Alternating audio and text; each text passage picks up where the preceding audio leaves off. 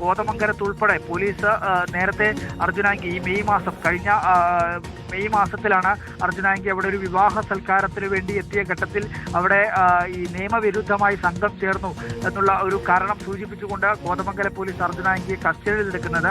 പിന്നീട് ഇങ്ങോട്ടേക്ക് അർജുനാങ്കിയെ കസ്റ്റഡിയിലെടുക്കുകയും അർജുനാങ്കി ജാമ്യം നിഷേധിച്ചതിനെ തുടർന്ന് കീഴ്ക്കോടതികളെല്ലാം ഹൈക്കോടതി വരെയുള്ള കോടതികൾ ജാമ്യം നിഷേധിച്ചതിനെ തുടർന്ന് ജയിലിൽ കഴിയേണ്ടുന്ന ഒരു സാഹചര്യം ഉണ്ടായി. അതിനുശേഷം അർജുനാങ്കി പുറത്തിറങ്ങിയ ഘട്ടത്തിലാണ് ഈ കോതമംഗലം SHOക്കെതിരെ ഉൾപ്പെടെ ഭീഷണിയും അത്തരത്തിൽ വെല്ലുവിളിയും ഒക്കെയായി സമൂഹ മാധ്യമങ്ങളിൽ പോസ്റ്റ് ചെയ്യുന്നത്. അതുമായി ബന്ധപ്പെട്ടുകൊണ്ടാണ് ഇപ്പോൾ പുതിയതായി ഒരു കേസ് രജിസ്റ്റർ ചെയ്യുന്നത്. അതിന്റെ അടിസ്ഥാനത്തിലാണ് ഈ കാര്യങ്ങളെല്ലാം അർജുനാങ്കി പിന്നീട് ഒളിവിൽ പോകുന്നതും ഇത്തരത്തിൽ പോലീസിനെതിരായിട്ടുള്ള വെല്ലുവിളികൾ തുടരുന്നതും ആഭ്യന്തര വകുപ്പ് മന്ത്രിയെയും സംസ്ഥാന സർക്കാരിനെയും ഒക്കെ ഇത്തരത്തിൽ ഒരു ആ രീതിയിൽ വെല്ലുവിളിച്ചും ഭീഷണിപ്പെടുത്തിയും ഒക്കെ രംഗത്തെത്തുന്ന ഒരു സാഹചര്യം ഉണ്ടായിട്ടുള്ളത്. എന്തായാലും നിർണായകമായിട്ടുള്ള ഒരു നീക്കം തന്നെയാണ് ഇപ്പോൾ പോലീസിന്റെ ഭാഗത്തുനിന്ന് ഉണ്ടായിട്ടുള്ളത്.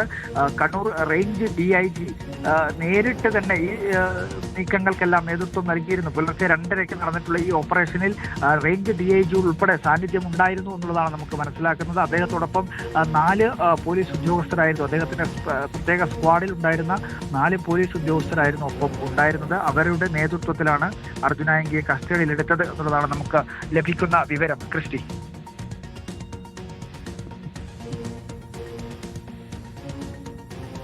അർജുൻകേട്ട്, നമുക്ക് നിർണായക വിവരങ്ങളാണ് അർജുൻ പുറത്തുവിട്ടത്. രാവിലെ തന്നെ നമ്മളാണ് ഈ വാർത്ത ആദ്യം കേരളക്കരയെ എത്തിച്ചത്.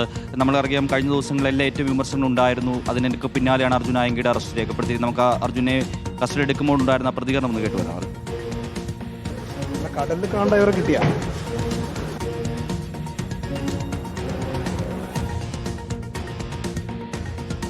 കടലിൽ കാണേണ്ടവരെ കിട്ടിയ